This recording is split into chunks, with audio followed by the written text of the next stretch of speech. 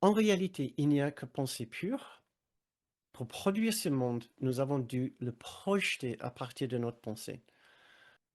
Notre plus grande difficulté ici est d'imaginer pour un instant que ce que nous sommes en train de vivre collectivement est un genre de rêve. Cela n'enlève pas pour un instant la douleur et la souffrance dans ce rêve.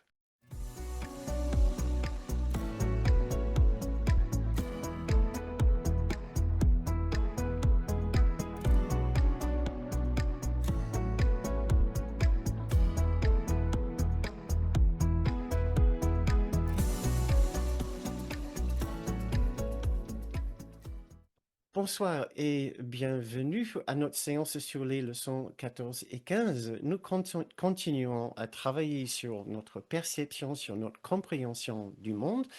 Et nous, toute notre vision du monde et de l'existence existe. Un monde de bonté et de douceur et de beauté nous attend. Et nous sommes toujours en train de faire de la place pour cette vision. Les leçons 14 et 15 vont nous aider dans ce sens, vont amorcer ce travail de préparation pour recevoir cette magnifique vision du monde tel qu'il est, tel que notre soi le perçoit, le voit. La leçon 14 nous dit ce que nous voyons n'est pas l'œuvre de Dieu puisque ça manque de signification. Donc déjà une petite bombe atomique. Donc ce que nous voyons n'est pas la création de Dieu, n'est pas l'œuvre de Dieu, donc et qui fait fi en quelque sorte de tout ce que bien d'autres spiritualités et surtout d'autres et des religions voudraient dire. Mais c'est un principe du cours que Dieu n'a pas créé ce monde.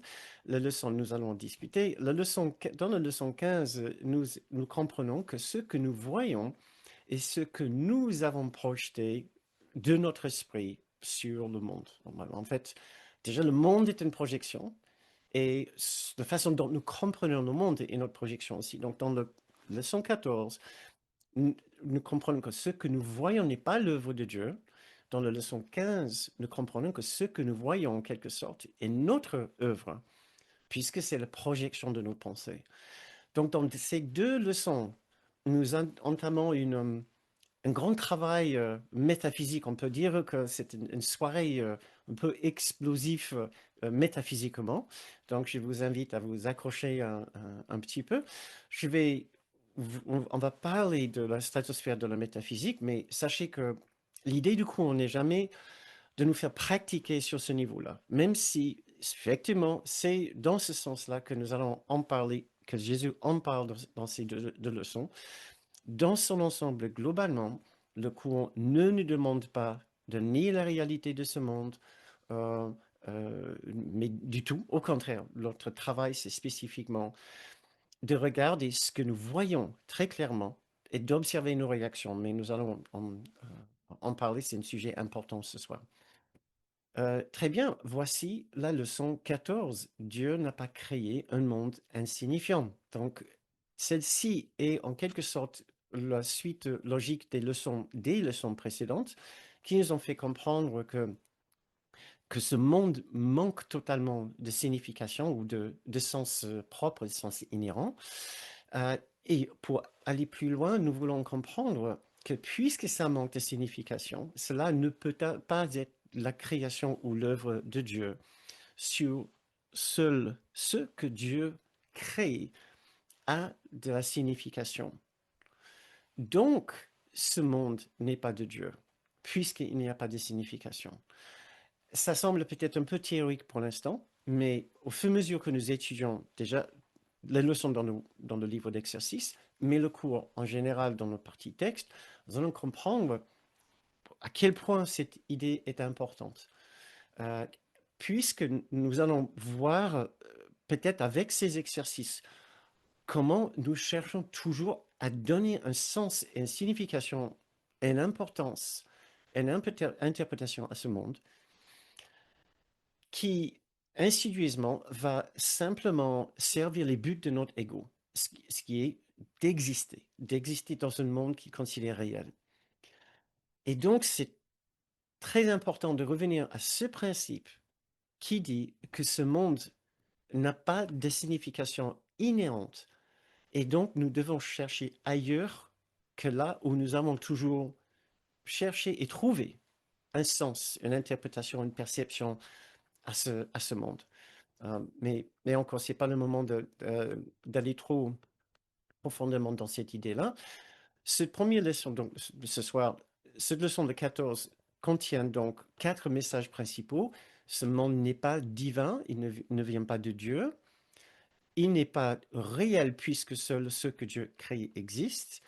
Les désastres que nous voyons ne sont pas la volonté de Dieu et ce monde est notre propre fabrication, ce qui est, ce qui est proprement dit le domaine de la leçon 15 que nous allons aussi toucher tout à l'heure.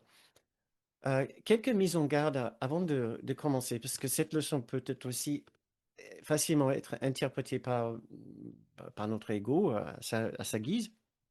Tout d'abord, Jésus n'attend pas que nous comprenions et encore moins que nous vivions cette leçon dans sa profondeur, dans sa totalité tout de suite. C'est une façon d'établir en quelque sorte un cadre métaphysique absolument immense pour notre travail ici, mais l'idée n'est pas de vivre ce cadre métaphysique tous les jours. Ça encadre notre travail, mais le travail que nous faisons se fait à l'intérieur de ce cadre. Le travail n'est pas le cadre lui-même. Donc, par exemple, euh, le travail ne consiste pas à dire tous les jours, ce monde n'existe pas, même si c'est le sens de cette leçon, même si, en quelque sorte, c'est ce qui dit dans cette leçon quand il dit Dieu n'a pas créé cette guerre, donc elle n'est pas réelle. Le travail quotidien n'est pas sur, à ce niveau métaphysique. Donc, on peut dire un troisième conseil, c'est juste de rester normal, de ne pas chercher, essayer d'utiliser cette leçon pour, pour faire un genre de balayage global sur tout ce qui se passe dans ce monde et prétendre que ça n'existe pas pour nous, puisque ce n'est pas le travail de Dieu, ce n'est pas la création de Dieu. La règle d'or ici, c'est de rester normal, rester attentif à notre expérience et de ne pas se servir d'une leçon comme celle-ci, ni la leçon 15 non plus, euh, comme pour gommer notre expérience, comme pour prétendre que puisque dans mon soi, dans mon grand soi comprend que ce monde n'est pas le travail de Dieu, la création de Dieu ne l'a pas créé, donc je n'ai pas besoin de prêter attention à ce monde. Donc, on veut être attentif à nos réactions réelles à ce qui se passe dans ce monde. Mais nous allons justement faire un exercice dessus très vite. Nous voyons très vite dans cette leçon l'aspect métaphysique, puisque cette leçon parle de la plus haute sphère de la non-dualité. Le cours miracle est une philosophie non-dualiste pure, ce qui veut dire que sa philosophie n'admet aucune possibilité de réalité à ce monde. D'autres philosophies non-dualistes, notamment dans l'hindouisme, certaines branches, certaines familles dans l'hindouisme parlent de lila, ou leila, selon la prononciation, ce monde comme un genre de terrain divin pour Dieu, ou un jeu divin de Dieu. Euh, et donc qui donne un certain aspect de réalité à l'illusion de ce monde. Ce monde n'a aucune réalité ontologique selon un cours miracle. C'est pure illusion et même l'illusion n'a jamais existé. Et notre, notre apprentissage va nous guider à ouvrir notre esprit à une telle façon à ce que nous allons pouvoir pas simplement comprendre, mais en avoir une expérience de ce monde d'une façon totalement différente pour que nous puissions comprendre comment nous pouvons être en train de vivre un monde qui n'a jamais réellement existé. Bien sûr, c'est un peu la stratosphère, tout en haut de l'échelle de cette philosophie, mais il faut, il faut parler de ce niveau tout de même, même si ça reste un peu lointain pour nous. Maintenant, ce genre de leçon comme d'autres va nous emmener naturellement ou inévitablement vers un certain niveau de peur et de résistance. Elle peut être même profondément déroutante. Il ne faut pas sous-estimer notre dérangement. Il faut l'observer. Il faut que nous devenions euh, les accompagnateurs de notre expérience, que nous essayons d'imaginer comment un Jésus ou un ami sacré ou saint peut nous aider à appliquer ces leçons. Donc, quand il dit dans le premier paragraphe, ce que Dieu n'a pas créé n'existe pas et tout ce qui existe existe tel qu'il a créé. Le monde que tu vois n'a rien à voir avec la réalité, c'est toi qui l'as fait, il n'existe pas. Ça sera normal de ressentir un certain malaise, de l'anxiété, d'avoir une certaine difficulté avec cela. L'idée n'est pas de prétendre de n'avoir aucune réaction négative avec cette leçon. Ça sera vraiment contraire à l'opposé de ce que nous essayons de faire ici. Nous voulons simplement comprendre, chercher à comprendre, chercher à comprendre, mais en étant très attentif à notre expérience qui va nous guider vers le travail que nous devons faire. L'idée n'est pas de répéter la réalité. Ce monde n'existe pas. L'idée, c'est de travailler avec ce que cela nous fait, de songer à ce niveau de réalité, de voir notre existence. Ouais.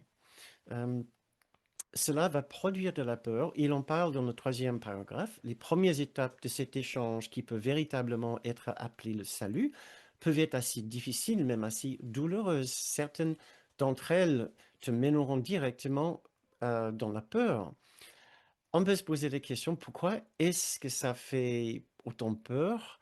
Et peut-être vous l'avez deviné si vous avez suivi les leçons, les autres leçons que nous avons faites jusqu'à maintenant.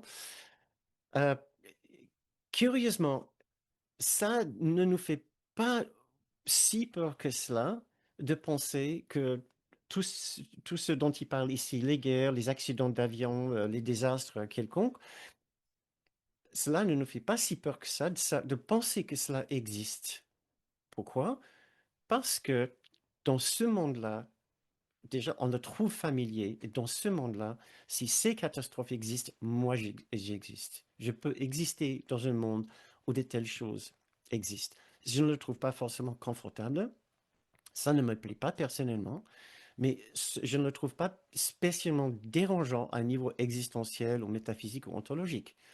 Par contre, tu me dis que la guerre n'existe pas, ce désastre n'existe pas, l'accident d'avion n'existe pas, l'action de voiture n'existe pas. Cela me mène automatiquement à penser que peut-être moi, je n'existe pas non plus si toutes ces choses n'existent pas. Donc voilà, on peut imaginer simplement en répétant ces idées que quelque part dans notre subconscient, on va commencer à dire, non mais attends, si ces choses n'existent pas, cela m'implique aussi personnellement. N'ayons pas peur, Jésus prévient cette difficulté, il en parle également dans le troisième paragraphe, où il dit, tu ne seras pas laissé là, tu iras bien au-delà, nous nous dirigeons vers la parfaite sécurité et la paix parfaite. Et nous devons vraiment lui faire confiance et savoir que nous sommes accompagnés, nous avons une présence avec nous qui, qui ne nous quittera pas si nous lui demandons de nous accompagner et de nous aider dans cette démarche de détricoter et défaire toutes nos conceptions de ce monde. Très bien. Comment comprendre cette leçon? Il y a deux niveaux de compréhension. Premier niveau, c'est ce qu'on appelle niveau 1, c'est le niveau métaphysique. Sur ce niveau-là, la leçon doit être comprise littéralement, c'est-à-dire ce monde n'est pas la création de Dieu et donc il n'existe pas. C'est moyennement aidant pour nous là où nous sommes aujourd'hui, même s'il y a quand même des aspects réconfortants. Aussi bien, je sais que je viens de dire que c'est dérangeant, aussi bien c'est dérangeant, on peut aussi voir quand même un petit côté réconfortant, parce que nous pouvons espérer à connaître cet autre monde dont Jésus parle en long et en large, qui s'appelle le monde réel ou le ciel ou notre vraie demeure. Nous pouvons espérer, aspirer à le connaître, un monde sans guerre, sans désastre, sans accident d'avion. Une autre façon de comprendre cette leçon, c'est ce qu'on appelle au niveau 2.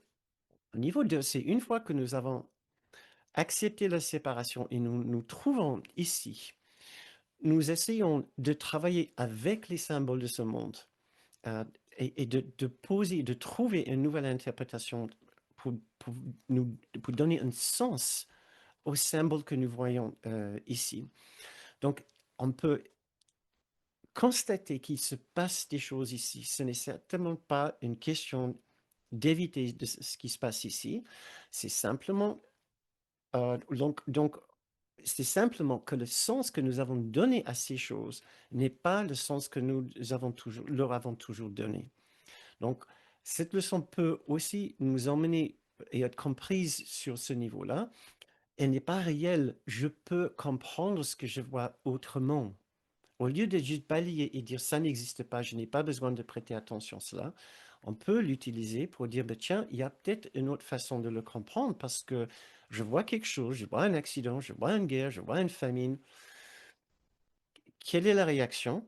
Ma réaction vient d'une interprétation que j'ai faite, une interprétation que j'ai posée sur ces personnes mourantes, sur cette scène de désastre. Quelle est l'autre interprétation que je peux donner? À ce moment-là, nous pouvons ouvrir notre esprit à notre guide qui pourrait nous dire, mais il y a autre chose qui se passe en même temps. Il y a toujours autre chose qui est en train de se passer. Cette guerre n'est pas réelle telle que nous le pensons, telle que nous l'avons conçue. Nous pouvons par exemple nous souvenir que à chaque instant, chacun impliqué dans ces situations difficiles est entouré de l'amour de Dieu. À chaque instant, chaque esprit partage son esprit, son être, avec le petit soi, mais aussi avec le grand soi. À chaque instant que quelqu'un pense être perdu dans un cauchemar de séparation, il est aussi en sécurité dans un autre lieu, dans une autre demeure. À chaque instant que les bourreaux et les victimes sont en train de, de se battre, il y a autre chose qui les lie dans une unité que nous n'avons pas encore complètement comprise. Donc, sans faire disparaître l'événement entièrement, nous pouvons aussi travailler sur le niveau 2 pour essayer de le comprendre différemment. Maintenant, la méthode du cours, encore, n'est pas juste de tout gommer et dire ça n'existe pas.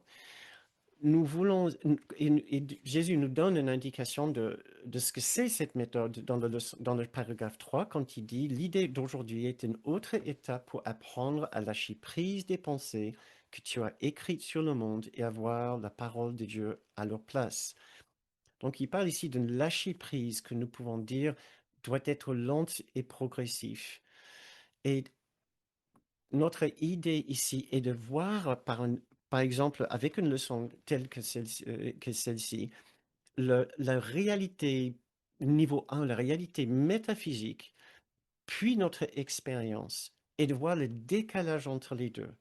C'est ce que je voulais dire tout à l'heure. On a le cadre métaphysique. Cela ne devrait pas nous déranger, puisque ce n'est pas réel, ce n'appartient pas au monde de Dieu. Je me sens dérangé. D'où vient ce dérangement? Donc, le cours veut qu'on travaille plus à ce niveau-là avec nos réactions par rapport à ce que nous voyons, en le mettant dans un cadre plus grand, en disant, ce monde n'est pas censé, cette guerre n'est pas censée exister, je sens que ça existe et ça me travaille profondément, donc j'observe mes réactions, je regarde mes jugements et je me pose des questions très intéressantes et très utiles sur mes réactions et mes jugements pour savoir d'où ils viennent. Ce processus de remettre en question nos réactions et nos jugements pour accueillir une autre interprétation, une autre perception s'appelle le pardon. Notre vrai travail dans nos cours est le pardon, la remise en question donc de nos réactions quand nous voyons une crise, en le comparant avec une leçon telle que celle-ci, qui nous apprend une vérité extraordinaire et inatteignable pour nous pour l'instant.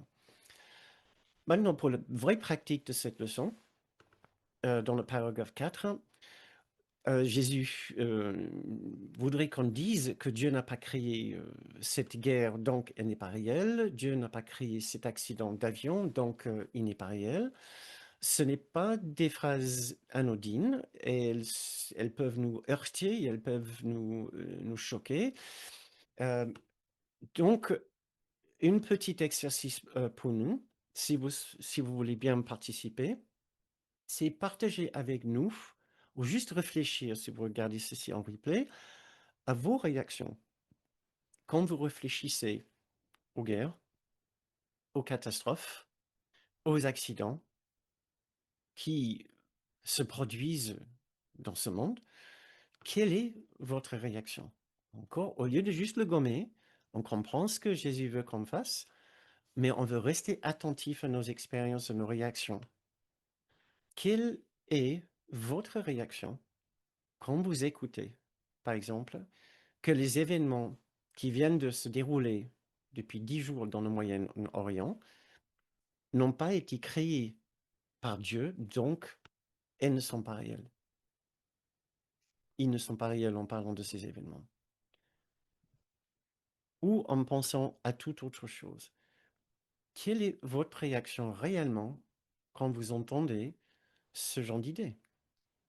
Et soyons attentifs, ce n'est pas, on ne veut pas gommer notre expérience. On ne veut pas, ce que Kenneth appelait, sauter les étapes et dire, ah ben non, j'appartiens au monde de Dieu, l'ego n'existe pas, seulement soi est réel. L'idée est d'être là où nous sommes et d'accepter là où nous sommes, avec toute notre fragilité, sentiment de vulnérabilité, nos sensibilités par rapport à la souffrance d'autres personnes. Donc, il n'y a absolument rien de mal euh, à nous rencontrer là où nous sommes et accueillir notre expérience. Donc, si vous avez envie de participer, de mettre un petit mot dans le fil de chat ou de mettre un petit chiffre entre 1 et 10, c'est-à-dire une réaction très très forte, très dérangée, ou un non, vraiment, ce qui se passe dans le monde ne me fait pas réagir du tout. Donc, je pourrais faire profiter d'autres personnes ou faire profiter des personnes qui regardent ceci en replay. Euh, euh, je pense que ce sera vraiment rare la personne qui peut vraiment faire abstraction de tout ce qui se passe dans le monde en ce moment avec les différents niveaux d'instabilité. Ouais. On n'a même pas besoin d'aller regarder vers le Moyen-Orient, ici en Europe en tout cas, on a juste besoin de regarder à notre frontière avec l'Ukraine et de savoir, ou avec la Pologne, pour savoir que la guerre et le danger n'est pas loin. Sinon, on peut aussi regarder vers l'environnement, le changement climatique. Notre but n'est pas de chercher tout ce qui est négatif. Notre but est d'utiliser ce qui est négatif pour apprendre sur le positif. Et comment le positif fonctionne malgré le négatif dans ce monde. Donc, si vous trouvez ces exercices un peu déprimants, je vous encourage à les voir différemment. Voilà. Ce n'est pas pour mettre l'accent sur le négatif, c'est pour l'utiliser comme un tremplin pour accéder à une autre partie de notre esprit. Donc, je vois quelques commentaires qui sont entrés. Euh, euh, donc, c'est très dérangeant et déstabilisant. Pourtant, il y a des morts, alors c'est difficile à accepter que c'est une réalité déformée par mon esprit. Ça me révolte, je ne suis pas d'accord d'entendre ça. Cette idée, cela me fait goûter la confusion. Je tiens tellement à être en colère. Je tiens tellement à être en colère et triste vis-à-vis de la situation. Ah, très, très, très intéressante remarque, Loïc, merci. Je tiens tellement à être en colère. Ça sera presque ignoble, moi j'ajoute, de ne pas ressentir une grande tristesse face à ce qui se passe. On peut entendre, j'ai entendu dans d'autres groupes, ça sera un affront de ne pas être profondément dérangé par ce qui se passe. Ce n'est pas pour dire qu'il n'y a pas de souffrance. Souvenez-vous peut-être de nos autres leçons. C'est pour dire dans le cours, la souffrance existe. Elle n'est simplement pas, elle n'a pas l'origine à laquelle nous pensons. Elle n'est pas à cause, il y a la souffrance secondaire, ce que nous sommes en train de voir, et la souffrance primaire, la souffrance ontologique, est le vrai niveau de souffrance sur lequel nous voulons nous focaliser pour savoir que cette souffrance-là, elle est, elle est inhérente dans le petit soi, et le petit soi est un choix. Donc nous voulons aller de l'extérieur vers l'intérieur, vers l'intérieur de l'ego, vers l'intérieur du soi, de l'intérieur du soi vers l'intérieur de l'unité. Donc l'idée n'est pas de rester avec tout ce qui est le plus accablant de ce monde ici, mais d'avancer et de monter l'échelle vers la vérité derrière les apparences. Euh, donc un autre qui dit, je ne peux pas croire que ce n'est pas réel. Excellent, très bien. Donc gardez, juxtaposons ces deux idées. Jésus qui dit ici, ce n'est pas réel parce que Dieu ne l'a pas créé, et moi qui j'écris, parce que c'est écrit en majuscule, je ne peux pas croire que ce n'est pas réel. Une autre personne, tristesse, compassion et peur, ok, et qui dit que j'ai, désolé Anne, j'ai pas très, j'ai pas bien compris votre commentaire. D'ailleurs, je ne reconnais pas votre nom. Donc, si vous êtes ici pour la première fois, aussi bien que d'autres personnes, soyez le bienvenu. Merci beaucoup de venir nous voir ce soir. J'espère avoir l'occasion de vous voir à un autre moment. Fuite, colère, tristesse, très difficile de ne pas se laisser immerger quand il y a une souffrance intense. Encore une autre, je peux croire que cette guerre n'a pas de réelle signification, mais cela entraîne de la culpabilité en moi de ne pas être triste devant les personnes qui souffrent. On peut se permettre, il ne faut pas s'empêcher d'être triste, il faut comprendre notre tristesse, il faut comprendre d'où ça vient. Euh, euh, donc, si la tristesse est là, constatons la tristesse. Donc, s'il vous plaît, n'essayez pas de ne pas être triste en regardant ce qui se passe. Mais prenez soin de vous, ce qui veut dire soyez avec votre expérience, respirez. Sachez que votre expérience de tristesse n'est pas exactement ce que vous pensez. Il y a beaucoup de projections impliquées dans la façon dont nous souffrons pour d'autres personnes. On n'a pas le temps d'en parler là, tout de suite. Euh, je continue. Cela souligne et accentue notre folie collective à penser ou à croire à cette idée de séparation. Encore un autre qui dit que dois-je faire? Encore notre tristesse et colère. Euh, je vois qu'il y a. Je vais essayer de vite de faire honneur à vos commentaires, mais on n'a pas beaucoup de temps. Le fait de savoir que ce n'est pas réel ne change rien à mes sentiments d'horreur, de peur. Même quand je lis ou regarde une fiction en restant consciente que c'est une fiction, je réagis très émotionnellement aux personnages et à ce qui leur arrive. Alors, à plus forte raison, quand c'est le monde dans lequel je vis. Merci, Eve. Et encore une autre, sur le moment, je suis choqué de ce que nous humains faisons de nos vies, puis je ressens un amour profond qui relie. Merci Catherine, très joli. Et encore une dernière personne, à regarder par la fenêtre et à ce que vous voyez, tout se gâchis. Merci Guy. Impossible pour moi de refuser la réalité des faits. Mon cœur souffre en voyant et en écoutant les reportages des guerres. Ce n'est certainement pas, encore une fois, une question de refuser la réalité que nous voyons. Nous essayons simplement de comprendre la réalité que nous voyons d'une façon différente. Mes amis, notre plus grande difficulté ici est d'imaginer pour un instant que ce que nous sommes en train de vivre collectivement est un genre de rêve et n'est pas un genre de réalité. Cela n'enlève pas pour un instant la douleur et la souffrance dans ce rêve. Mais cela ne rend pas, ne fait pas de ce rêve une réalité pour autant. Tout ce programme d'enseignement que nous avons entamé ensemble a pour but de nous apprendre que nous sommes en train de rêver un rêve collectif. puisqu'il y a une autre réalité. Ce livre est le signe qu'il existe une autre réalité. Ce livre n'a pas été écrit par une main humaine. Je défie la personne qui dit c'est un être humain qui l'a écrit. Je voudrais bien rencontrer l'être humain qui l'a écrit. Parce qu'il y a tellement de choses d'une inspiration tellement, tellement élevée que moi, je ne veux pas croire pour l'instant que c'est un esprit humain qui l'a écrit. Jésus ou l'esprit qui a écrit ce livre, si vous croyez que c'est Jésus ou non, c'est l'esprit qui l'a écrit est le signe, la preuve qu'il existe d'autres réalités autour de nous à chaque instant. Et je vous invite à juste remettre ça aussi dans ce magnifique cadre. Il existe une autre réalité. Vu de la perspective de cette autre réalité, ce monde disparaît en importance, pas en réalité tant qu'on est ici. Et tout ce que vous avez dit ici est simplement un signe du point auquel vous vous attachez.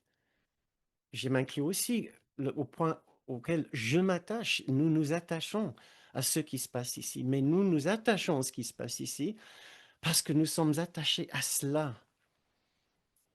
Et ce cours a pour but de nous aider à remettre en question l'importance et même la réalité de cela, de ça. Imaginez pour l'instant que nous ne sommes pas ça. Et les autres personnes qui sont en train de souffrir ne le sont pas non plus le corps. Ce n'est pas une question de comprendre ça tout de suite. C'est une question de garder notre esprit ouvert à cette possibilité. Comme d'autres grands maîtres nous ont essayé de faire comprendre.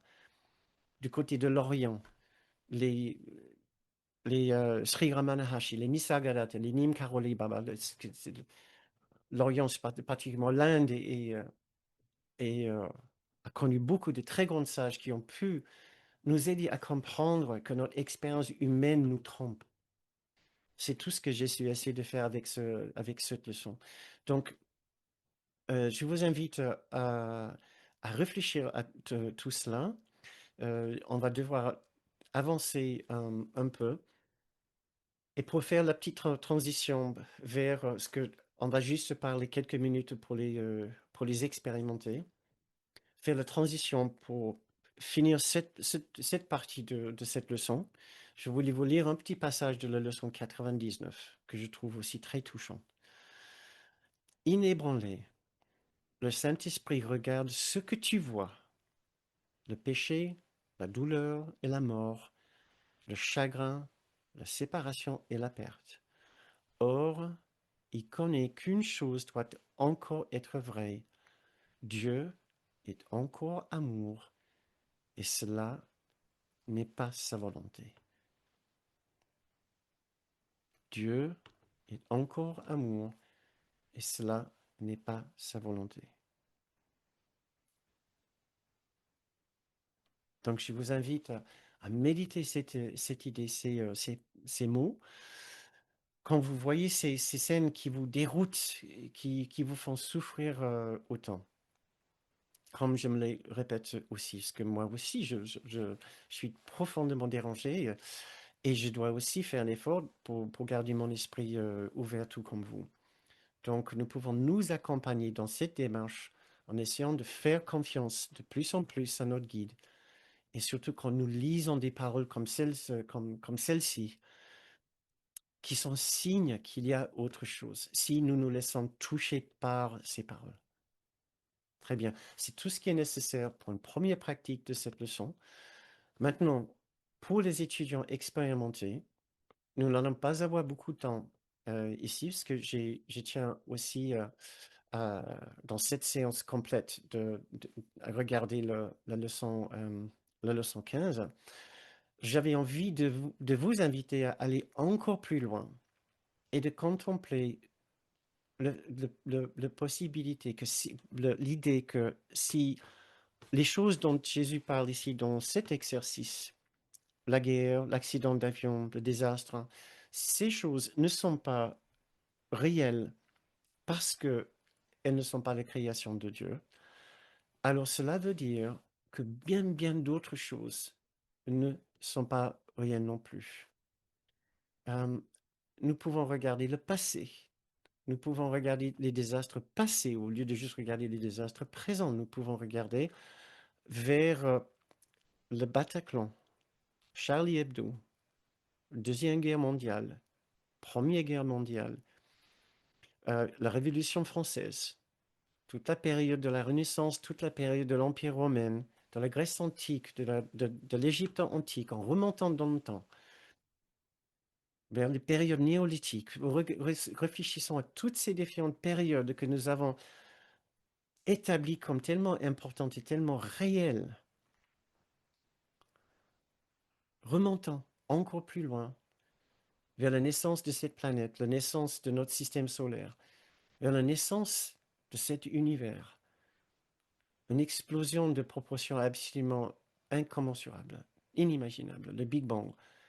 Et avant, qu'est-ce qu'il y avait avant? Silence pur, lumière pure, amour pur.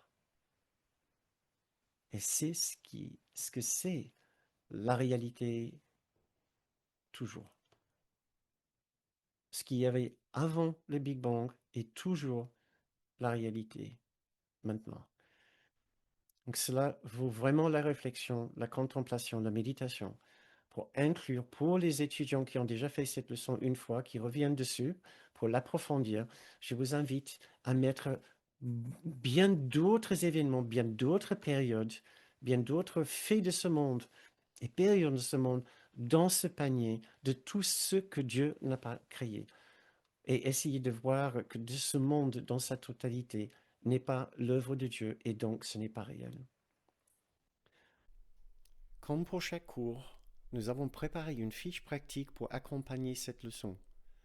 Elle reprend les idées essentielles de la leçon et aide à les approfondir dans la pratique. Vous pouvez la recevoir gratuitement via le lien dans le descriptif de cette vidéo. Et si ces enseignements vous sont utiles, vous pouvez aussi les soutenir en contribuant. Et voilà maintenant la leçon 15. Mes pensées sont des images que j'ai faites. Ce qui est aussi la suite logique de la leçon précédente. Si ce monde n'est pas la création de Dieu, on peut se poser la question, mais d'où est-ce qu'il vient? La réponse, c'est de nous. Et cette leçon est en train de dire, en fait, ça vient de nos pensées.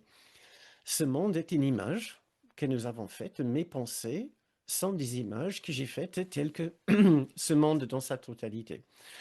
Tout d'abord, une petite mise en garde. Ce sont des images, mais ce sont des images très importantes pour nous. Donc, il ne faut pas nier la voiture qui nous fonce dessus, le feu dans la casserole, il ne faut pas nier le cambrioleur qui vient d'entrer dans la maison. Il ne faut pas dire que ce sont juste des images.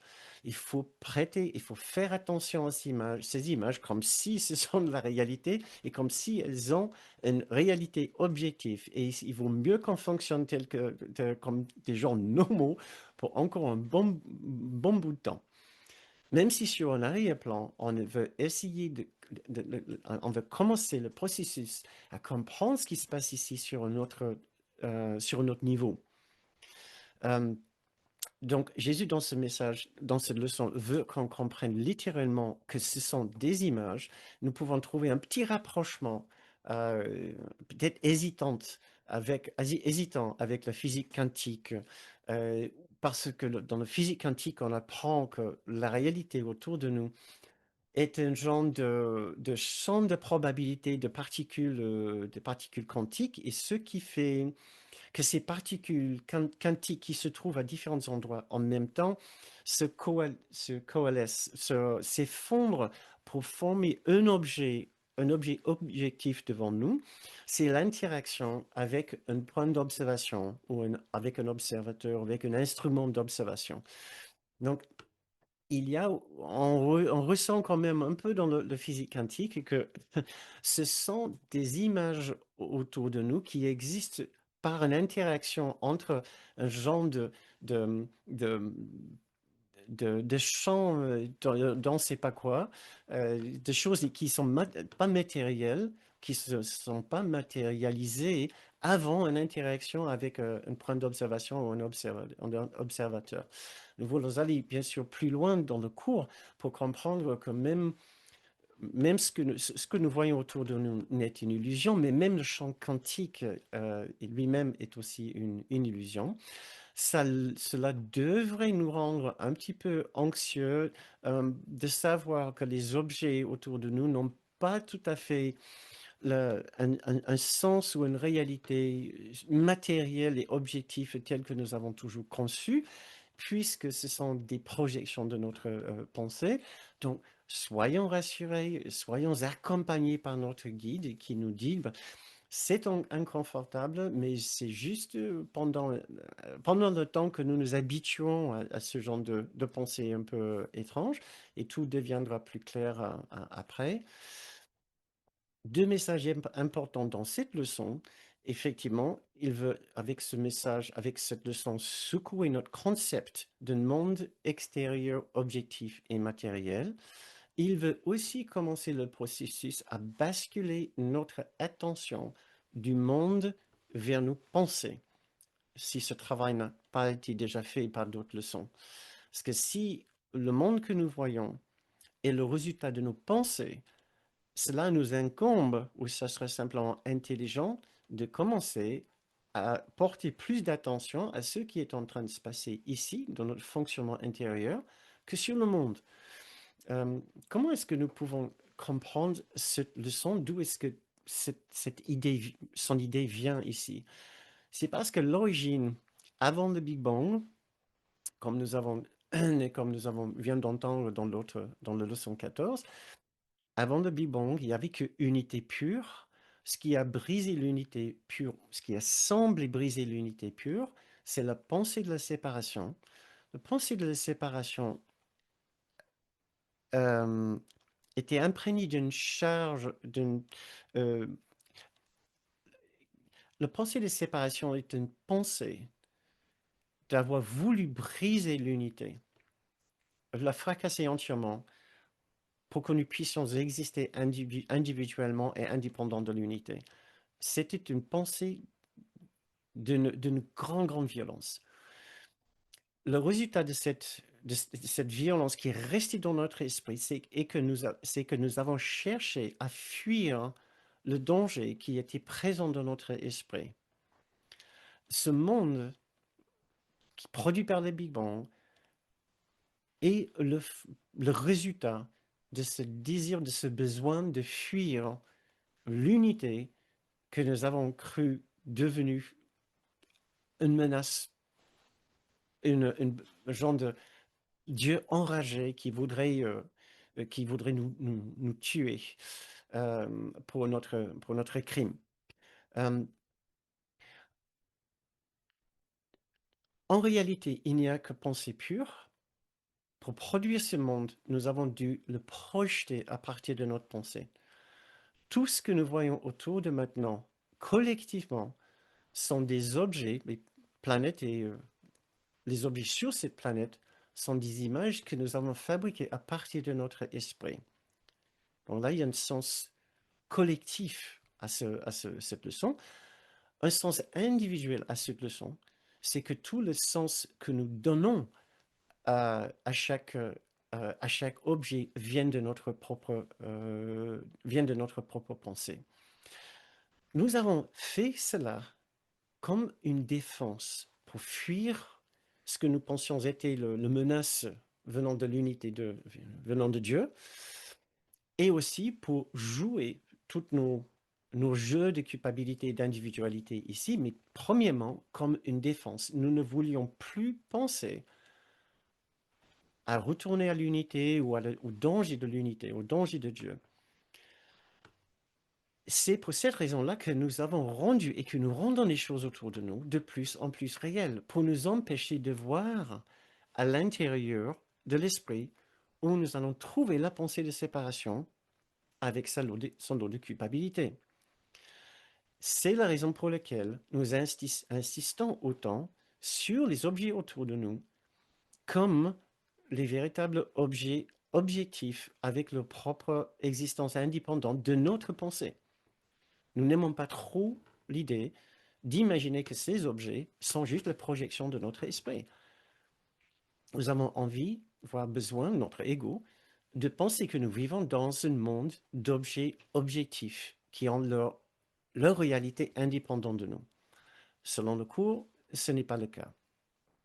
Donc, un message important ici est d'arrêter de regarder le monde de la même façon, surtout d'arrêter de porter notre attention sur le monde de cette façon obsessive, de toujours trouver explication à ce qui nous arrive dans ce monde, et maintenant de porter cette attention à l'intérieur de notre esprit pour trouver la raison de nos expériences, de nos ressentis, de nos émotions, de nos souvenirs, de nos rancœurs. Regardons à l'intérieur de nous. Un passage un peu étrange ici, c'est le paragraphe 2. Quand Jésus commence à parler des petites franges de lumière, et il ne faut pas aller trop loin avec cette idée, puisqu'en fait, il y a une petite histoire ici. C'est qu'à l'époque de l'écriture de ce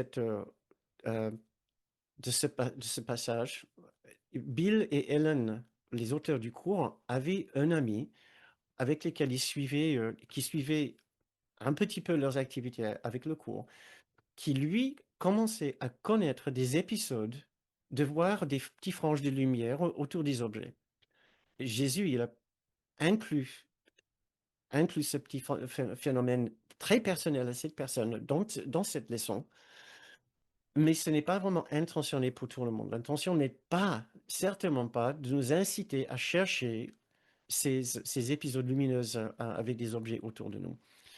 Qu'elle nous met en garde dans son livre Voyage dans le livre d'exercice d'un court miracle, nous met en garde en disant que si vous essayez de faire cela, soit vous allez tomber dans la culpabilité ou l'autocritique parce que vous ne voyez pas ces franges de lumière, soit si jamais vous les voyez, vous allez tomber dans l'auto-glorification, dans l'arrogance et dans la particularité. Donc il dit d'éviter toute idée de vouloir chercher à voir ces franges de lumière. On peut comprendre euh, il peut avoir un genre d'allègement de notre esprit en regardant les objets d'une façon différente. Quand nous commençons à comprendre que les choses n'ont pas le sens qu'on leur avait toujours donné, ce qui était toujours un sens extrêmement lourd, soit d'être un objet extrêmement utilitaire pour nous, qui nous bénéficie de profiter, qui nous profitait d'une façon ou d'une autre, ou un objet qui pouvait nous faire du mal. Quand nous enlevons toutes les interprétations que nous avons posées sur tous les objets autour de nous, nous pouvons les percevoir d'une façon plus légère, est-ce que j'ose dire lumineuse. Donc, on peut faire un petit rapprochement avec ça, avec cette idée de lumière et de pardon. Mais il ne faut pas aller trop loin, il ne faut pas chercher. Voilà. Euh, à rendre les objets particulièrement lumineux dans notre perception. Donc, une leçon peut-être plus simple si nous restons vraiment avec la simplicité et si nous n'essayons pas d'aller trop loin et d'imaginer que tous les objets d'autour de nous n'ont aucune réalité objective en elles-mêmes. Il faut rester il faut qu'on reste tout à fait normal. Euh, donc, je vous souhaite très bonne pratique avec cette leçon. C'est tout ce qui est nécessaire pour une première lecture de cette leçon. Et maintenant, je voudrais parler aux étudiants expérimentés quelques minutes pour aller un petit peu plus loin.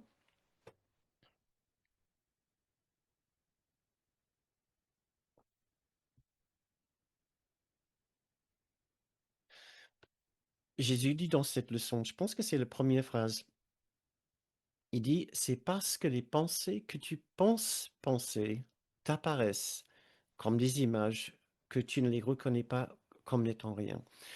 Et la première partie de cette phrase est assez curieuse. Il ne dit pas, c'est parce que les pensées que tu penses. Il dit, c'est parce que les pensées que tu penses penser. Ouais. Et Jésus, pardon, Kenneth, dans son livre Voyage dans le livre d'exercice d'un grand miracle, il dit, mais c'est très intéressant, mais c'est fait exprès, ce n'est pas fait par hasard. C'est c'est encore une petite façon subtile dont Jésus essaie de nous imprégner avec une vérité, une réalité extrêmement importante, extrêmement difficile à saisir. Les pensées que nous pensons ne sont pas nos pensées réelles. Une fois que nous avons commencé à comprendre ce que sont nos pensées réelles, nous allons voir que tout ce qui a rempli notre tête avant, mais c'était du blabla, c'était du n'importe quoi. Une pensée d'amour pur, totalement universelle, là c'est une pensée vraie. Imaginons un instant toute la blabla qui remplit notre tête tous les jours, mais ça n'a aucune valeur, aucune. Donc, ce ne sont pas nos pensées vraies, parce que ce sont pensées, ces pensées sont pensées avec un esprit qui n'est pas vrai. Les pensées ne sont pas vraies parce que le penseur n'est pas vrai. Donc pour les étudiants qui ont déjà fait cet exercice, cette leçon une fois, nous pouvons aller un petit peu plus loin et regarder. Mes pensées sont des images que j'ai faites. Les pensées que je pense ne sont pas mes vraies pensées, ne sont pas réelles. Parce que le penseur lui-même n'est pas réel. Allons encore un peu plus loin. Mes pensées sont des images que j'ai faites, les images que je vois autour de moi viennent de mes propres pensées. Tout d'abord, en termes des objets qui remplissent mon quotidien, euh, l'interprétation, le sens qu'ont ces objets pour moi, c'est très personnel. Mon ordinateur pour moi n'est pas la même chose que mon ordinateur pour ma femme ou mon téléphone, vice-versa. Ces objets, en réalité, très personnels pour moi, sur un niveau individuel. À un niveau plus global, nous avons fabriqué cette cosmos ensemble. Ce cosmos est une image que nous avons faite, image que nous avons faite ensemble collectivement.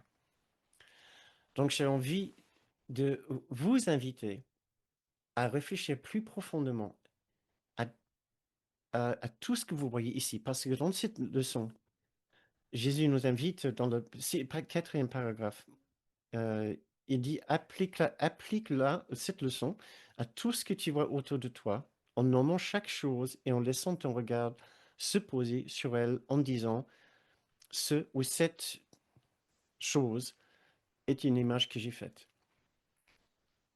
Si vous faites cet exercice pour la deuxième fois, je vous invite à ne pas limiter votre perception à ce que vous voyez autour de vous, mais à ce que vous, mais à tous les objets que contient ce monde, tous les objets que contient votre vie, en pensant pas simplement aux objets, mais également aussi aux personnes. Donc, nous pouvons aller plus loin en disant, cette guerre est une image que j'ai faite, que nous avons faite collectivement. Cette personne est une image que j'ai faite, que nous avons faite collectivement. Allons encore un peu plus loin. Je suis une image que j'ai faite. Je suis une image que j'ai faite. Quand je me regarde dans le miroir, je suis une image que j'ai faite. Ce monde est une image que j'ai faite et que nous avons faite collectivement. Cet univers est une image que j'ai faite et que nous avons faite collectivement.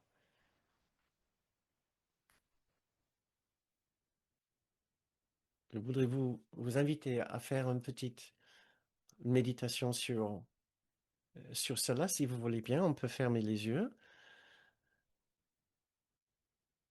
et réfléchir à cela quelques instants.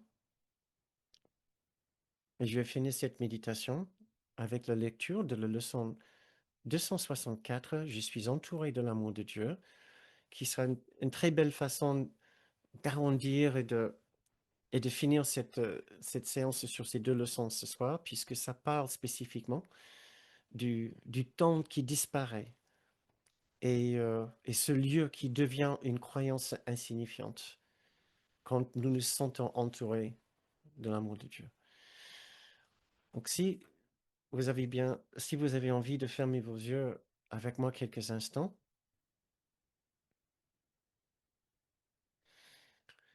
nous pouvons juste finir la séance de cette façon douce et calme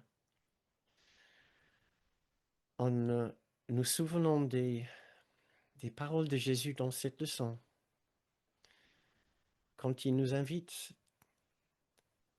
avec tendresse, avec franchise, oui, avec courage, oui, mais aussi avec tendresse et douceur, à penser à tous ceux qui traversent le champ de notre conscience,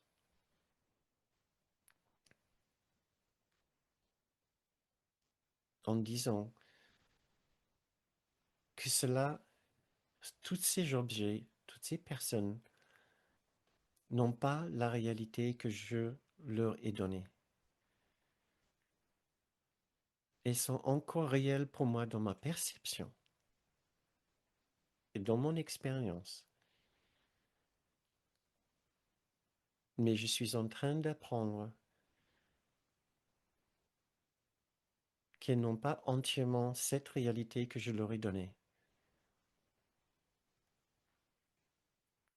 Chaque objet que contient ce monde, chaque personne qui vit dans ce monde, existe aussi dans une autre dimension, encore plus réelle que celle-ci. C'est uniquement au moment quand je peux enlever l'importance que j'ai donnée à tous ces objets, à toutes ces situations, à tous ces événements et à toutes ces personnes, que je peux commencer à comprendre et à voir avec la vision de mon grand soi, qui m'apprendra la vraie nature de ce monde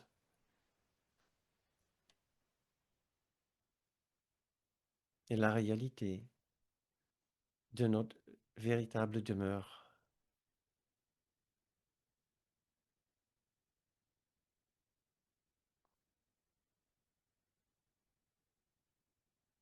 Je suis entouré de l'amour de Dieu. Père, tu te tiens devant et derrière moi, à mes côtés, à l'endroit où je me vois moi-même et partout où je vais. Tu es dans toutes les choses que je regarde, dans les sons que j'entends et dans chaque main qui se tend pour prendre la mienne. En toi, le temps disparaît et le lieu devient une croyance insignifiante. Car ceux qui entourent ton Fils et le gardent en sécurité est l'amour même. Il n'y a de source que celle-ci, et il n'est rien qui ne partage sa sainteté. Nous venons à toi en ton propre nom aujourd'hui pour être en paix dans ton amour éternel. Je suis entouré de l'amour de Dieu.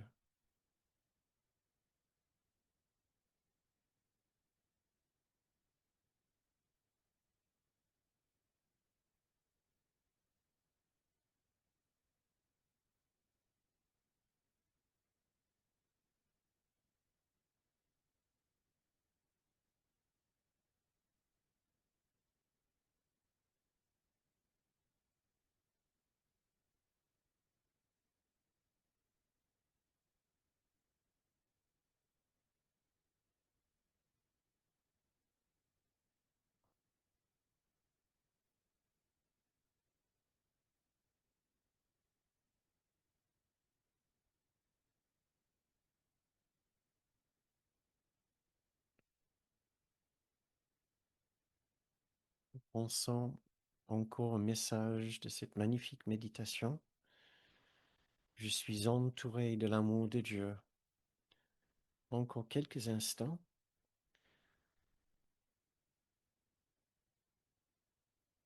Et puis, quand vous vous sentez prêt, je vous invite à remettre un peu de mouvement dans votre corps et porter votre attention à l'extérieur si vous souhaitez sortir de cette méditation. Sinon, bien sûr, vous pouvez juste baisser le son sur votre appareil.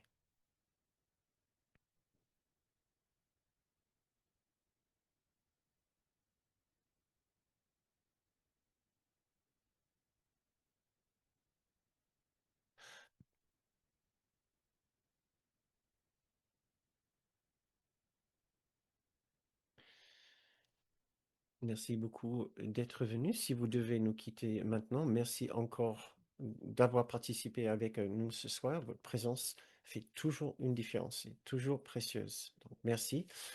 Encore, si vous êtes ici pour la première fois, j'espère que vous avez passé un bon moment. Si vous avez encore quelques minutes, je peux rester avec vous. Nous pouvons discuter ensemble, nous pouvons faire connaissance. Je voudrais surtout avoir vos retours sur la séance ce soir, puisque nous sommes allés un peu loin quand même dans la métaphysique du cours. J'ai trouvé personnellement que Jésus, il a enlevé les gants avec ces deux messages, ces deux leçons. J'étais assez surpris quand je les ai vraiment épluchés ensemble avec Kenneth et son livre Voyage dans le livre d'exercice du cours, de voir jusqu'où en fait on peut monter dans la stratosphère de la métaphysique du cours avec ces deux leçons. Donc j'étais content de les présenter, mais j'avoue, c'était ça me faisait travailler pour réfléchir à comment je pouvais rester, et nous aider aussi à garder les pieds sur terre. Donc, j'espère que je n'ai pas échoué. Aussi, un petit mot sur notre fonctionnement. En deux mots, nous avons besoin de vous. Voilà, c'est nous avons besoin de vous. Cinq mots. Voilà, nous avons besoin de vous. C'est-à-dire, c'est un système d'échange. Nous préparons ces cours comme si, comme si c'était une école, une fac, des leçons, vraiment des leçons de philosophie, des cours de philosophie. Et voilà, nous nous préparons avec beaucoup de sérieux, aussi bien les vidéos que nous avons faites après, et les fiches pratiques et les audios maintenant MP3. Pour faire tout cela, nous avons besoin de vous. Voilà. La meilleure façon de nous soutenir, c'est de faire, c'est de vous abonner en quelque sorte. On invite les abonnements volontaires, une contribution libre, mais en forme d'abonnement, c'est-à-dire une petite participation par mois. Ça nous donne le meilleur, le plus de clarté possible pour l'avenir pour nous, pour savoir ce que nous pouvons faire, le temps que nous pouvons consacrer à cette activité.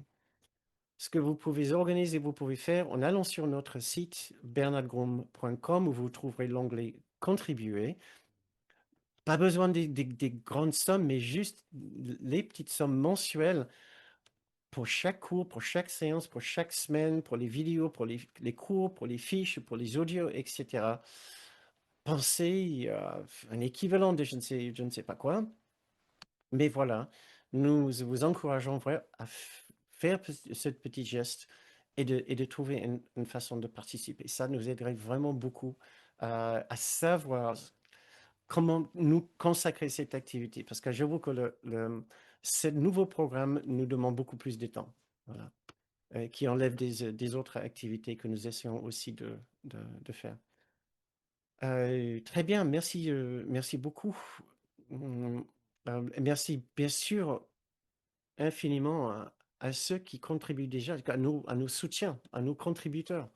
Et si nous sommes ici en train de faire cette activité, c'est grâce à vous entièrement.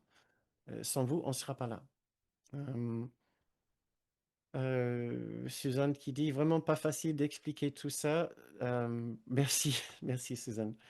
Je suis content. Euh, donc, une autre, Isabelle, qui dit merci, je reste sans voix vis-à-vis de ces leçons, beaucoup d'interrogations, merci beaucoup. Isabelle, vous pouvez m'écrire un petit message dans le fil de chat où vous pouvez ouvrir votre micro parce que je vous permets maintenant d'ouvrir votre micro. Je vois que Loïc l'a déjà ouvert, donc je vais lui dire un petit bonjour. Donc, Isabelle, ces points d'interrogation, je ne voulais pas. La raison pour laquelle nous offrons ces explications, ces leçons sur les cours, sur les leçons, c'est parce qu'effectivement, beaucoup de personnes qui entament le cours pour une première fois voudraient commencer avec les leçons. Or, les leçons sont très ardues, aussi ardues que le texte en quelque sorte. Euh, et donc, les gens, ils calent sur les leçons. J'entends très souvent, j'ai calé à la leçon 20, j'ai calé à la leçon 30, j'ai calé après 10 leçons. Les 30 premières leçons sont parmi les plus difficiles. Donc, tout ce que nous pouvons faire pour aider, faciliter le mouvement, le progrès avec ces leçons, c'est ce que nous essayons de faire. Voilà.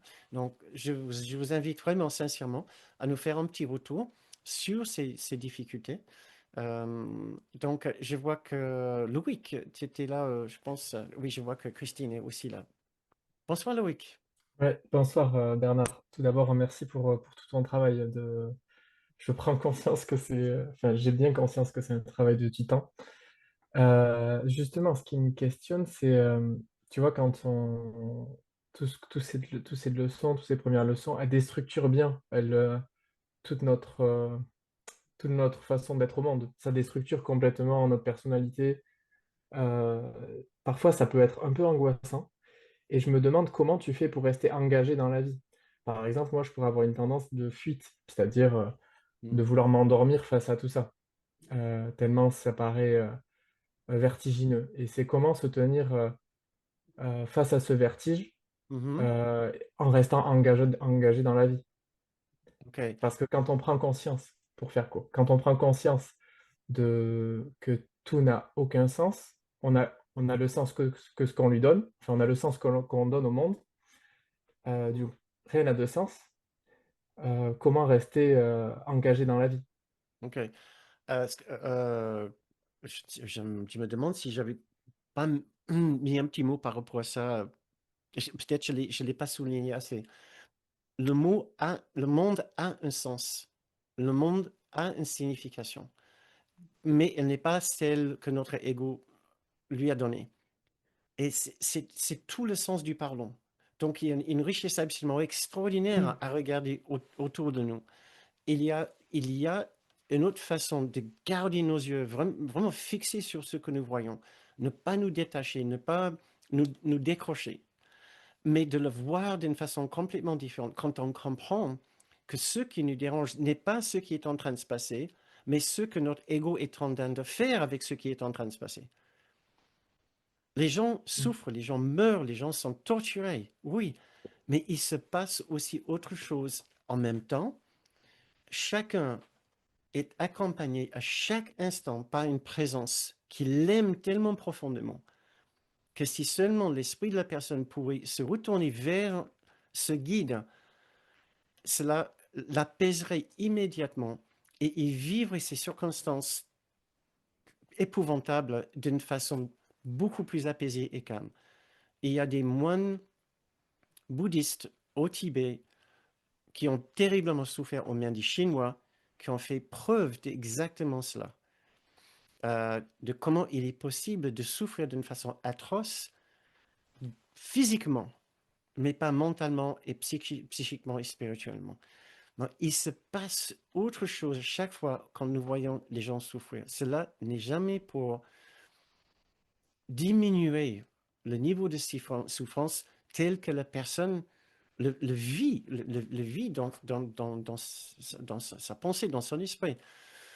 Mais cela nous aide, nous, à savoir qu'il est possible de voir la souffrance de ce monde et d'autres personnes différemment. Alors, si je n'arrive pas à atteindre cette vision sage de cette souffrance, c'est parce que mon ego est toujours en train de profiter de la souffrance de ces personnes pour dire, et moi je souffre aussi. Donc ça, c'est ma projection. Quand moi je profite en quelque sorte, inconsciemment, de la souffrance d'autres personnes pour dire, non mais mince, pour ne pas dire un mot plus fort, regarde Dieu, la souffrance existe dans ce monde et c'est ton monde d'ailleurs. Comment tu as pu être si cruel? de créer un monde où les gens pouvaient souffrir autant. D'ailleurs, j'en suis une. Et de voir les jeux que notre ego fait pour nous garder dans une dynamique épouvantable dans ce monde. Euh, et, et, et, et quand on entend les paroles du cours, tout cela est juste une vaste illusion. Ça, on veut tellement juste décrocher, pas pour les bonnes raisons, mais parce que c'est trop pénible de faire cette transformation de l'ego, de nous extirper de l'ego. C'est beaucoup plus facile de dire, j'en ai marre, c'est trop difficile, c'est trop dur. Ça serait tellement plus facile de juste faire pouf, Dieu, prends-moi, ton monde est tellement beau, tellement magnifique, que j'ai plus envie de rester ici. Kenneth nous dit non, il faut qu'on reste ici pour transformer ce qu'on voit. Parce que sinon, quand on meurt ou quand on fait pouf, on va juste garder cette trame d'ego avec nous. La douleur dans notre esprit, la difficulté dans notre esprit vient du fait euh, qu'on est inconsciemment extrêmement attaché à la dualité et à notre petit soi. Euh, et de ce fait, on va donner une importance et une réalité au petit soi d'autres personnes. Or, à chaque instant, nous sommes autre chose et eux, ils sont autre chose ici. Les choses sont en train de se passer d'une façon vraiment, vraiment différente. Même la relation entre victime et bourreau n'est pas par accident. Right? Mais ça, c'est une toute autre Hmm. question. Je ne sais pas, Loïc, si j'ai pu répondre même un tout petit peu à Oui. ta question. Ce que je peux entendre, juste pour clarifier, c'est que, en tout cas, c'est de me servir du monde comme une occasion de pardon. Dans ce que tu me dis, c'est-à-dire quand parce que parfois tout me paraît sans absurde, et Mm. face à l'absurde, sentir que ce que je peux en tirer, c'est des occasions de pardon. Ah, Chaque fois que je suis activé par une situation, que je suis touché par, que ce soit mm. dans un sens comme dans un autre, je peux en faire une occasion de regarder ce qui me lie au monde. Qu'est-ce que... c'est exactement ça. J'ai envie de te demander ce que tu veux pardonner. C'est important. Quand tu dis une occasion de pardon, absolument.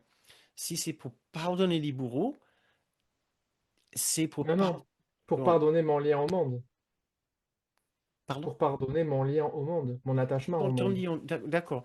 Et le leur également, mais avec Hmm, joie et légèreté. Nous sommes absolument fous d'avoir choisi cette expérience terrestre, de cette expérience de hmm, dualité. Quel, quel mauvais choix. Heureusement, ça n'a eu aucune conséquence réelle.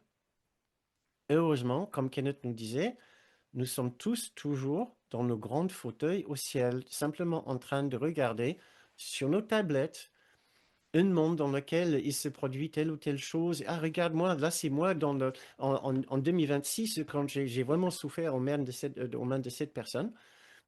C'était sa façon de créer une métaphore pour nous aider à comprendre que nous partageons notre conscience, notre esprit avec une autre dimension où nous sommes toujours à chaque instant. Nous avons l'habitude de ne ressentir que cela, cette dimension ici, de rendre ça extrêmement réel et de rendre cette réalité, la réalité humaine et physique, très réelle chez les autres aussi. Or, il se passe toujours autre chose en même temps. Nous sommes tous en train de visionner, de vivre cette vie ici, mais ailleurs, en train hmm. de nous projeter dans ces corps.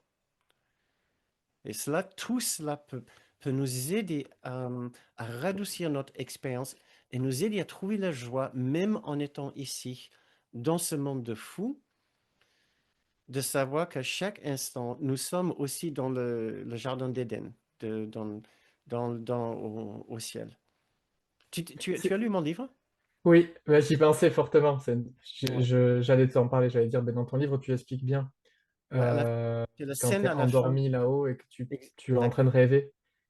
Ouais. Et j'étais avec ça, de se réveiller tranquillement.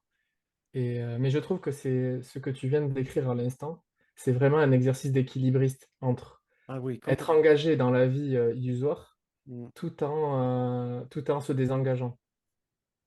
Je sais pas si c'est clair, tu vois? Oui, Il faut on se désengage tout en te de la dualité, ouais, exactement. ouais, mais pas ni des personnes, ni des scènes, ni des situations, ni des obligations Mmh, familiales, juste de la dualité que nous avons imposée, transposée ou superposée sur chaque situation, à savoir qu'il y a une unité derrière, la grande unité, et il y a même une unité ici qui dit, nous sommes en train de vivre cette expérience ensemble comme un collectif que nous avons choisi ensemble. Euh, et, et en même temps, nous sommes toujours dans le grand fauteuil au ciel ou allongés sur les grandes prairies devant les portes du ciel, comme dans mon livre. mmh, C'est un équilibre, ouais. tout à fait. Ouais, ouais. Kenneth était entièrement engagé, ouais. Très, Mmh. très actif. C'est ça qui est troublant, mais bon, je vais pas prendre toute la place, mais en tout Ouais, cas, merci ouais. pour, Oui, je vois que. pour ces mots. Merci beaucoup, Loïc. Oui. Christine, tu as toujours envie? Oui, je mais j'avais pas, en fait, je voulais pas dire un truc spécialement intéressant, mais c'était juste que je voulais juste témoigner que en le refaisant, en fait, je trouvais que c'était encore très difficile, les premières leçons Hmm, et comme j'étais à peu près à la 150 en il y a quelque temps et puis je me suis dit: «Mais quand même, toutes ces premières leçons, elles sont tellement riches et puis j'arrive pas à» et c'est pour ça j'ai j'ai arrêté, j'ai repris avec toi pour le faire, vraiment du début au même rythme parce ok. que moi je trouve que, et ben, ça m'apporte quand même une grosse compréhension en plus. C'est-à-dire que mon esprit je vois que mon esprit résiste beaucoup à comprendre parce que quand tu l'expliques je vois que j'avais touché le le truc, mais Hmm, j'avais pas vraiment mis des mots aussi bien que toi et voilà, là, je suis très contente, en fait, d'avoir repris, pour je me dis, voilà, si j'arrive à faire tout en même temps que toi, j'ai peut-être une chance de mieux comprendre. Mais hmm. c'est pas que je comprends pas intellectuellement, c'est que Oui, oui. je résiste tellement. Ouais, Voilà ouais. et je le fais le On matin, résiste. puis après je Hmm. l'oublie, je pars, ma journée et ça y est, c'est voilà, je résiste, quoi. Ouais, et après on revient, après on oublie, après on revient, et après on l'applique à moitié, et on oublie. C'est normal. Notre désir n'est pas encore vraiment si fort que ça, déjà. C'est pour ça que plus tard, on va faire plein de leçons sur notre vrai désir, notre vrai souhait profond.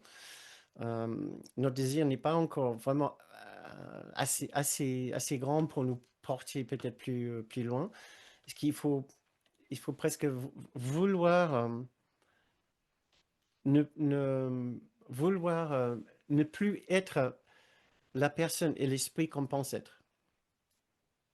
Mais pas pour pas pour les raisons négatives, pas parce qu'on n'aime pas, mais parce que c'est une version tellement petite de ce que nous sommes. Mais sans renier et sans refuser et sans exclure la personne que nous pensons être. Mais juste par une envie de savoir de quoi ce gars il parle dans ce livre. Parce que je ne peux pas prendre le petit soi avec moi et il faut que je considère la possibilité que mon petit soi, garder mon petit soi ne soit qu'un frein à la conscience de cette autre expérience. Et c'est même pas le soi, le petit soi qui est un frein. Le petit soi est une hallucination, une image. C'est le fait de m'y investir et d'en faire une grande histoire. Cela ne nous retient pas. C'est tout ce qu'on veut qu'il soit.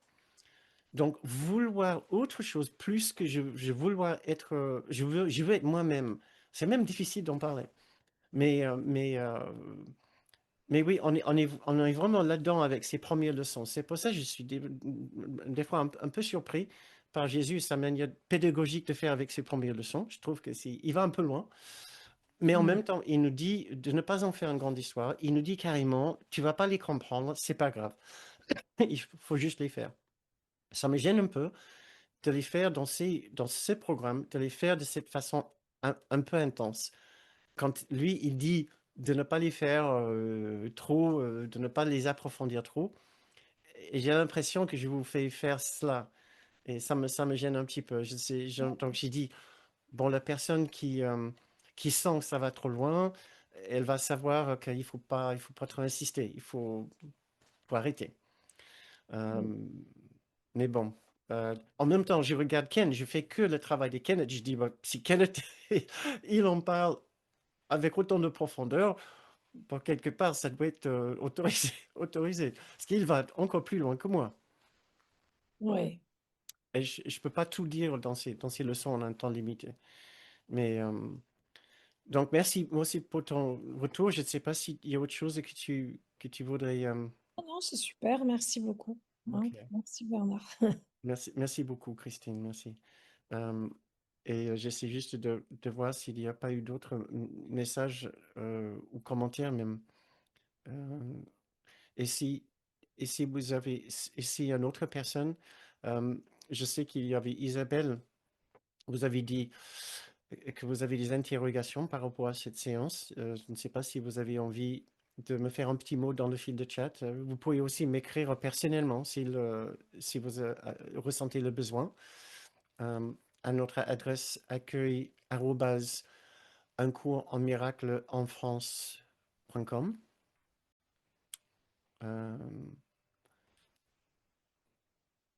Voilà. S'il y a d'autres personnes qui aimeraient bien prendre la parole, faire un petit retour ou ajouter une petite question par rapport à ces leçons qui sont, c'est vrai, elles sont pas évidentes. Vraiment, et j'ai dit au début, ces deux petites bombes atomiques, une bombe nucléaire, euh, métaphysique.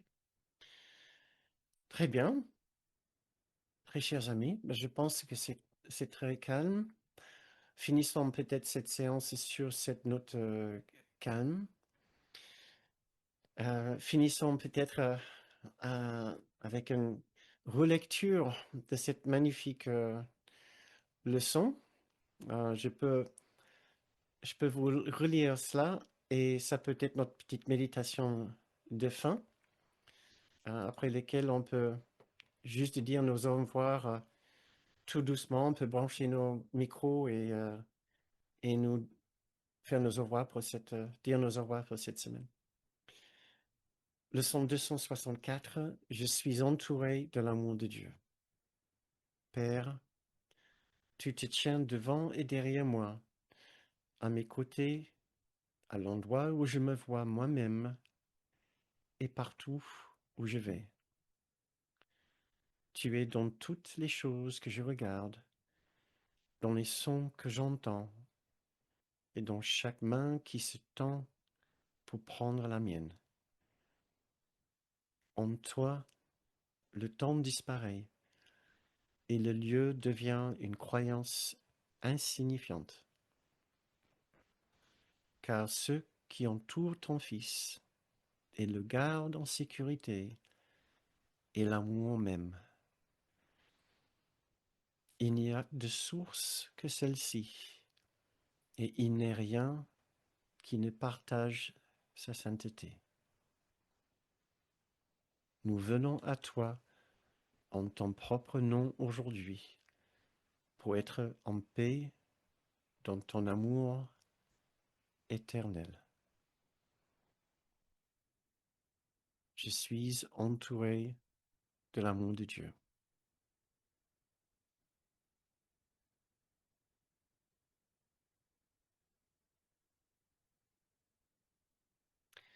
Merci encore, très chers amis. Euh, Au grand plaisir de vous voir la semaine prochaine si vous souhaitez et nous vous enverrons notre fiche pratique si vous êtes sur notre liste d'envoi. Si vous êtes ici pour la première fois, peut-être que vous n'êtes pas au courant pour vraiment profiter et tirer pleinement profit de ces leçons. Nous envoyons des notes explicatives et supplémentaires sur ces leçons tous les jeudis, vendredis à peu près. Donc, aux personnes qui sont inscrites sur notre liste de fiches pratiques, liste d'envoi pour les fiches pratiques, vous pouvez vous inscrire aussi pour le recevoir en allant sur notre site bernardgrund.com où vous allez trouver sur la page d'accueil le bouton pour vous inscrire. Je parle particulièrement peut-être pour les personnes qui sont ici pour la première fois. Encore, merci beaucoup. Ouvrons nos micros pour nous souhaiter une très bonne fin de soirée et une très bonne semaine. Et disons nous au revoir sur 5. Merci. Bonne À très soirée. bientôt. Bye bye. 4, Bonne 3, semaine. Ouais, bonne semaine. très bonne semaine à tous. Merci.